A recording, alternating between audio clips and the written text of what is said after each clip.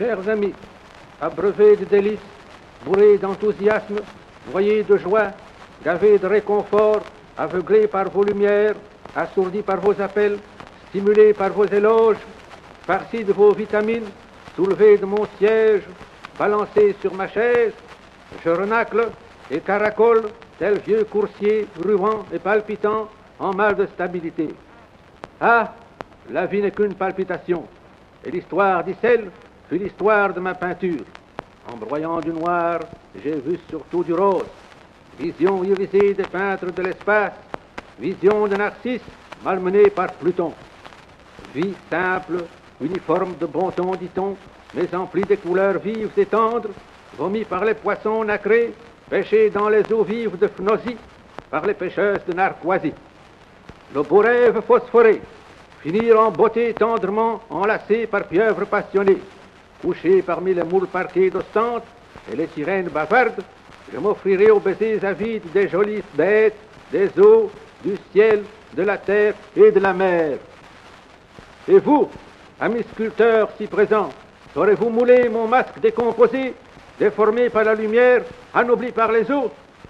Mes chers amis, il faut louer le courage périmé, les grandes œuvres de lutte des confrères disparus. Et quand les lucioles, claires porteuses de lumière, s'abîment tristement dans les marais fangeux, il faut louer sans cesse, en tout sens, en tout lieu, le sourire lumineux, le sourire éternel des bons maîtres du passé.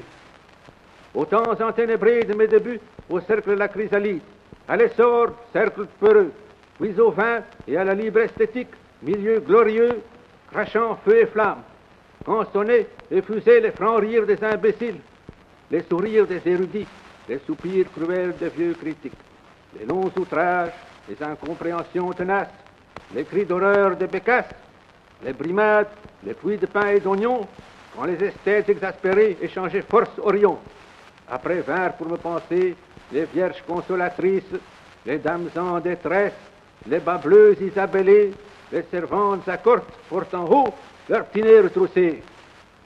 Puis le malheur des pouilleux indisposés, des poissardes mélancoliques, des masques scandalisés et singuliers, les douleurs des Christ tourmentés me dirent bien des choses.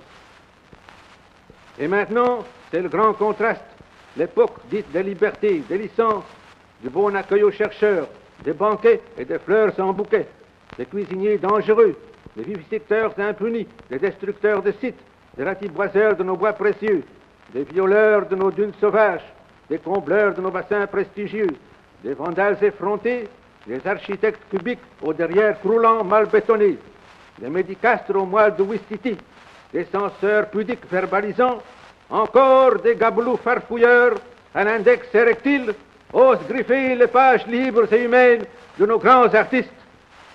Mais tout de même, là-bas au loin, cachés en des coins, arpentant des plaines, des chercheurs méconnus, jeunes et vieux veillent. Certains chancellent. Ils vous appellent. Oui, des travailleurs masqués broient des couleurs d'aurore, affinent des...